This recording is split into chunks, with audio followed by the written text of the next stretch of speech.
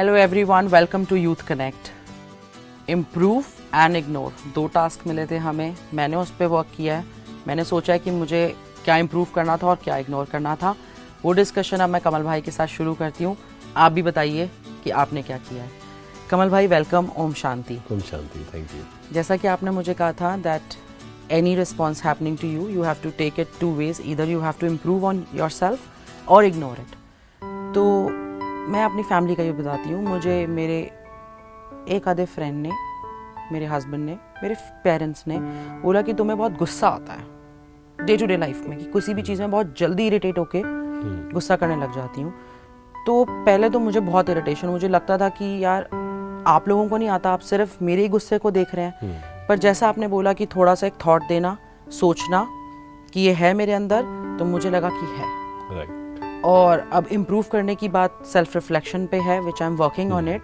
और दूसरा उन्होंने बोला कि अगर तुम थोड़े से आलसी हो काम करने में, अगर तुम अपना आलस छोड़ दोगे तो you can do really well in life, really good in life. तो वो भी मुझे लगता था कि यार मैं सोचती सभी कर रहे हैं, ये मुझे क्यों बोल रहे हैं। तो एटलीस्ट वो मेरी बेहतरी के लिए बोल रहे हैं, बाकी जो कर रहा है उन्हें क्या फ़र्क पड़ रहा है। तो फिर मैंने सोचा कि हाँ, बात ये भी है। मैंने उसको भी सोचा, मैंने कहा हाँ, एक्सक्यूज़ क्यों करना बीमारी का भी। तो लिखा भी आपने इसको? मैंने बिल्कुल लिखा है, मेरे पास दोनों रखे हुए हैं। एक कमी गुस्सा, दूसरा कमी आलस। मैंने लिख के रखा है, इसीलिए मुझे याद भी आपको बताने के लिए। ये दोनों, पर ये मेरे अंदर हैं और ये मैंने इम्प्रूव करने की सोची है। तो देखिए, जब हम लिखते हैं तो इससे क्या होता है, लिखने से उस पर हमारा अटेंशन और ज़्यादा इंक्रीज हो जाता है। हाँ जी, है ना। और लिखने की प्रैक्टिस एक्चुअल में हर किसी को करनी चाहिए। सिर्फ 30 एज के बाद कई बार हम लिखना ही बंद कर देते हैं। हाँ, हर दिन हम हर दिन आधा घंटा बैठें, कुछ अच्छी बातें सुनी वो लिखें, या मन में जो चल रहा है वो लिखें, थॉट्स कुछ तो लिखें कम से कम। एक तो राइटिंग इंप्रूव होगी, दूसरा वैसे नॉलेज इंप्रूव होगी कि हम कंप्यूटर्स और मोबाइल्स पे we are expert in typing but not writing now. तो लिखना है इसको जी। तो इसमें देखो हमने क्या किया, जैसे ही सेल्फ रिफ्लेक्ट किया। ये 3 स्टेजेस हैं इसकी। पहला है सेल्फ रिफ्लेक्शन, कि हम बैठते हैं, जैसे आपने ये सेल्फ रिफ्लेक्ट किया इसको। आपने देखा कि अच्छा मेरे अंदर ये बोल रहे हैं गुस्सा, तो हम पहले क्या कर रहे थे कि आपके अंदर भी तो है, क्योंकि it's very easy to blame. हम एकदम से डिफेंड करते हैं अपने आप को। तो हमने कहा कि आपके अंदर भी आप क्यों बोल रहे हैं। लेकिन अब हमने क्या किया, सेल्फ रिफ्लेक्ट किया कि ठीक है, उनका टोन कैसा भी हो, कैसे भी बोल रहा है व्यक्ति, लेकिन मेरे अंदर ये चीज़ है। तो सेल्फ रिफ्लेक्ट पहला। सेकंड होता है सेल्फ रियलाइज। ये साथ में हो गया। जैसे आपने सेल्फ रिफ्लेक्ट किया, आपको ये रियलाइजेशन हुआ कि yes, this is something which I need to work on. मुझे इस पे काम करना है। अब वो बोल रहे हैं तो वो सही ही बोल रहे हैं एक्चुअली। मुझे काम करना है एंड मेरी बेहतरी के लिए है। थर्ड आता है सेल्फ ट्रांसफॉर्मेशन। बिना सेल्फ रिफ्लेक्शन के सेल्फ रियलाइजेशन नहीं होगा, और बिना सेल्फ रियलाइजेशन के सेल्फ ट्रांसफॉर्मेशन नहीं होगा। हो ही नहीं सकता, राइट। तो ये हमने अच्छा काम किया कि हम बैठे, लिखा।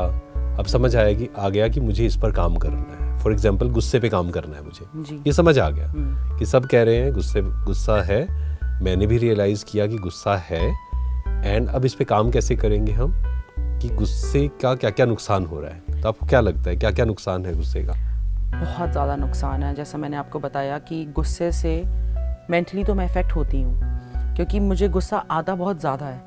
तो पहले मैं डिस्टर्ब हो जाती हूँ, मेरी मेमोरी पे फ़र्क पड़ गया। मैं जो काम कर रही होती हूँ, मैं एकदम से उस चीज़ में मन भी नहीं डिसबैलेंस हो जाती हूँ, छोड़ देती हूँ वहीं के वहीं। और क्योंकि ये प्रैक्टिस मेरी गुस्से की शायद बहुत सालों से चल रही है, अब जाके मुझे लगने लगा यही मेरे बॉडी पे भी इफेक्ट कर रहा है। बिल्कुल। उसने मुझे इतना वीक कर दिया। I am suffering with fevers and physical illness, mental illness. मन एंड तन 2 चीजें हैं ना, माइंड एंड बॉडी, इसका बहुत गहरा कनेक्शन है एक्चुअली जी। और मन is more powerful than body. मन जो है बहुत पावरफुल है शरीर से, क्योंकि मन से आप देखो, शरीर से कहीं जाना है तो उसके लिए तो आपको, मान लीजिए यहाँ से दिल्ली जाना है तो उसके लिए तो बहुत आपको जाना पड़ेगा। लेकिन मन से तो हम 1 सेकंड में पहुंच सकते हैं, कहीं पर भी पहुंच सकते हैं मन से, है ना। लाइट से भी तेज पहुंच सकते हैं। लाइट से भी तेज। मन इज वेरी वेरी पावरफुल। तो जब हम मन पे काम, जैसे एंगर की बात हमने की, तो हमने रियलाइज़ किया कि गुस्सा करने से हेल्थ पर इफ़ेक्ट आ रहा है। काम, हमें कई लोग कहते हैं कि गुस्सा करने से काम जल्दी हो जाते हैं, पर वो टेम्परेरी होता है कई बार। बट रियल में जो रिलेशंस हैं हमारे बहुत ख़राब हो जाते हैं। आप किसी, मान लो एक मदर है अपने बच्चे पे गुस्सा कर रही है उसके फ़ायदे के लिए, बट वो रिलेशंस तो ख़राब हो रहे हैं ना, और वो बच्चे के अंदर फियर, लो सेल्फ एस्टीम, और आजकल तो उल्टा हो रहा है, हम बच्चे माँ बाप पे बहुत गुस्सा कर रहे हैं। हाँ, तो ये क्यों नहीं, एक्चुअल में क्यों हो रहा था, ये भी एक रीज़न है कि बचपन में पेरेंट्स ने हम पे बहुत गुस्सा किया, फिर एक एज आई जब हम एक प्रकार से इंडिपेंडेंट हुए, तो वो सारा अब हम निकाल रहे हैं उन पर। जी, हम ये भी एक कारण है, मतलब रिलेशन अच्छा नहीं है ना। हाँ, नहीं है। दैट मीन्स एक होता है कि हम सामने वाले, आप सोच के देखिए, कोई व्यक्ति है, आप यहाँ से मान लो बाहर निकल रहे हैं और दो लोग बैठे हैं, कि आपने दूर से देखा, एक है जो आपको अप्रिशिएट करता है, जो आपको आपके बारे में पॉजिटिव बताता है, दूसरा है जो हर बात पे कमी निकालता है। आपने दूर से देखा, एक इधर एक इधर, आप किस तरफ जाएंगे? पॉजिटिव, है ना, पॉजिटिव। ऐसे रिलेशंस, जब हम किसी से प्यार से बात करते हैं, उसको अप्रिशिएट करते हैं, और एक होता है गुस्सा, दूसरा होता है स्ट्रिक्टनेस, दोनों फ़र्क है। दोनों फ़र्क। जैसे एक मदर है तो बच्चे को कई बार स्ट्रिक्ट होना पड़ेगा बच्चे के लिए, बच्चे की बेहतरी के लिए, लेकिन गुस्सा नहीं, क्योंकि गुस्से से सब चीज़ें खराब हो रही हैं, हेल्थ खराब हो रही है, मेंटल हेल्थ, फिजिकल हेल्थ, और रिलेशन खराब हो रहे हैं हमारे, है ना, तो उसका तो कोई फ़ायदा ही नहीं है। तो इन बुरी आदतों में गुस्सा तो हो ही गया, मेंटल एंड उसके गुस्से को तो विकार कहा जाता है ना, काम, क्रोध, लोभ, मोह, अहंकार। क्रोध एक विकार है, आई थिंक टॉप मोस्ट है।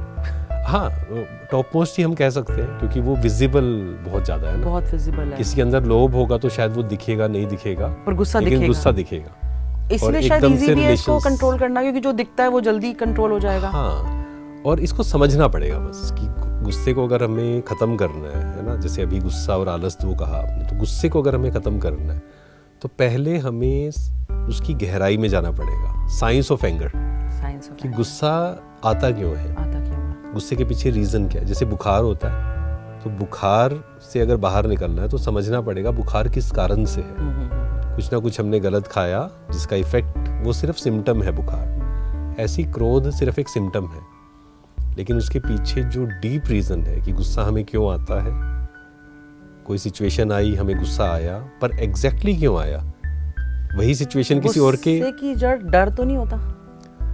एक फैक्टर है, एक फैक्टर है, लेकिन ऐसे बहुत सारे फैक्टर्स हैं। जैसे दो लोग हैं, एक ही सिचुएशन आएगी, एक व्यक्ति को बहुत क्रोध आएगा, दूसरे को नहीं आएगा। इससे क्लियर क्या होता है कि सिचुएशन क्रोध नहीं उत्पन्न कर रही है, अपने अंदर की कोई कमी या डर या विश्वास ना होना। क्योंकि अगर सिचुएशन कर रही होती तो फिर वो दोनों में सेम करती, बिल्कुल दो लोगों में। तो इसका रीज़न क्या है, गुस्से का रीज़न क्या है? गुस्से के डीप कारण है असंतुष्टता, खालीपन, अकेलापन, है ना, ये सब चीज़ें, डर, चिंता, इरिटेशन, हर्ट, ये सब गुस्सा पैदा करता है, बढ़ाता है। नहीं, ये सब गुस्सा बढ़ाता नहीं है, ये सब हमारे अंदर होता है जिस कारण हमें गुस्सा आता है। जिस कारण हमें गुस्सा, जैसे फॉर एग्जाम्पल काम, क्रोध, दो चीज़ें कहते हैं ना। काम मीन्स कामनाएं, इच्छाएं, जब कोई इच्छा पूरी नहीं होती है तो गुस्सा आता है। एक्सपेक्टेशन, इसलिए कहा जाता है कि बहुत सारी एक्सपेक्टेशंस मत रखो लोग दुनिया से, क्योंकि जब वो पूरी नहीं होंगी हमें हर्ट होगा, हमें गुस्सा आएगा। तो इस पर हमें ओवरऑल काम करना पड़ेगा फिर, कि कैसे हम इरिटेट ना हो, कैसे हम डिस्टर्ब ना हो, तब जाकर वो गुस्सा एक्चुअल में ख़त्म होगा, रियल सेंस में। अभी तक जितने एपिसोड जो हैं और आपने जितना गाइड किया है और जितना मुझे पता चला है कि अपने ऊपर काम करना है, मैं ये सोच रही हूँ कि अभी तक हम जॉब और इन सब चक्रों में अपने ऊपर काम करने के लिए बहुत ज़्यादा मेहनत करनी पड़ेगी और बहुत टाइम देना पड़ेगा अपने आप को, and it's a full time job working on ourselves. क्योंकि जब हम पैसे की बात करते हैं ना, वो तो आप अगर देखें तो फाइनेंशियल हेल्थ जिसको हम बात करें, वो तो एक फैक्टर है सिर्फ। Physical health, mental health, emotional health, spiritual health, ये सब चीज़ें जब तक हमारे जीवन में नहीं होंगी तब तक हम रियल हैप्पीनेस या रियल सक्सेसफुल अपने आप को नहीं कह सकते। स्पिरिचुअली ये वाले चीज़ें बहुत हेल्प करेंगी, वर्ल्डली वो वाली चीज़ों में हेल्प करेगी, हर लेवल से अचीवमेंट हो जाएगी अगर अपने ऊपर ही काम कर लिया तो।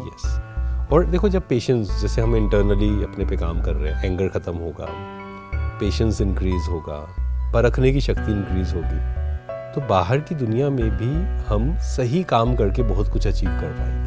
और फिर तारीफें होनी भी शुरू हो जाएंगी तो अच्छा भी लगना शुरू हो जाएगा। नहीं, ये फिर गलत हो गया ना। अगेन हम गलती क्या कर रहे हैं, हम वो पुराने पैटर्न पे जा रहे हैं ना, कि हम ये काम करें, मतलब स्पिरिचुअल हम क्यों होना चाहते हैं ताकि गुस्सा खत्म हो और लोग कहें आपका तो गुस्सा बिल्कुल खत्म हो गया और हमें बड़ी खुशी फील होगी। पर ये भी तो फिर एप्रिसिएशन पे डिपेंडेंट हो गए ना हम, एंड वो फिर टेम्परेरी होगा, क्योंकि कोई कहेगा ये कहाँ आप किस गलत रास्ते पे चल गए। पर खुद के साथ खुशी के साथ साथ अगर औरों को भी समाज में भी ये लग रहा हो तो वो भी एक अच्छा फील करना अच्छी बात है, but we should not be dependent. That's what I am saying. क्यों? क्योंकि अगर मैं एप्रिसिएशन पे डिपेंडेंट हूँ तो मुझे क्रिटिसिज्म भी उतना ही हर्ट करेगा। देयर इज नो वे कि जैसे कई लोग हमसे पूछते हैं, वो कहते हैं आप कोई ऐसी विधि बताइए कि एप्रिसिएशन तो अच्छा लगे और क्रिटिसिज्म बुरा ना लगे। ऐसा पॉसिबल है? क्योंकि अगर मैं डिपेंडेंट हूँ, मुझे अगर सर्दी अच्छी लगती है, मैं कहता हूँ मेरे को सर्दी बहुत पसंद है, तो गर्मी से मैं परेशान होऊंगा फिर। और जैसा कहते भी और रियल में भी होता है कि अच्छाई तो उतनी अच्छी भले ना लगे, पर कोई बुराई कर दे ना तो वो दिमाग से नहीं जाती। बिल्कुल, अच्छाई भूल जाते हैं। इसको नेगेटिव बायस बोला जाता है ना, कि मान लो किसी ने 10 चीजें हमारे लिए अच्छी बोली एक ही दिन में, एक चीज बुरी बोली, हम वो 10 चीजें छोड़कर एक चीज के बारे में सोचते जाएंगे। या 10 लोगों ने हमें अप्रिशिएट किया, एक ने क्रिटिसाइज किया, हम उस एक व्यक्ति के बारे में ज्यादा सोचेंगे। हाँ जी। तो ये हमें चेंज करना है। और ये हमें कैसे चेंज करना है? हमें दोनों से ऊपर उठना पड़ेगा, जिसको कहा जाता है मुक्ति, है ना। मुक्ति या जीवन मुक्ति हम शब्द यूज करते हैं, वो यही है कि इन सब बातों से डिटैच होना, कि कोई मुझे अप्रिशिएट कर रहा है या कोई मुझे क्रिटिसाइज कर रहा है, वो उसका ओपिनियन है सिर्फ। सेल्फ रिफ्लेक्शन से ही ये सारी चीज़ों का हमें परख होगी कैसे कैसे चलना है। और सपोज कि आज की जो स्थिति है अब थोड़ी स्ट्रांग हो गई है मेरी आपसे बातचीत करके, इतने वीक्स निकल चुके हैं, पर अगर किसी का ब्रेन वीक है और उसकी बिगनिंग चल रही है तो उसमें वो कैसे इतनी हिम्मत लाए मेंटल इलनेस के साथ? कैसे, अगर सपोज वो ऑलरेडी ब्रेन से वीक हो गया और बॉडी से वीक हो गया, तब कैसे करें? देखो, इसके बारे में हम नेक्स्ट एपिसोड में ज़रूर डिटेल में बात करेंगे कि कैसे, मतलब कब शुरू करना चाहिए और कोई मेंटली कहीं मेंटल डिस्टर्बेंस, क्योंकि एक इमोशनल डिस्टर्बेंस होती है, एक मेंटल, तो हम उसके बारे में ज़रूर चर्चा करेंगे नेक्स्ट एपिसोड में जी। और तब तक का आपका जो practice, I should work on my mental health till then. Practice रहेगी, सब जो भी जिस भी स्टेज में है वो भी ये प्रैक्टिस करें।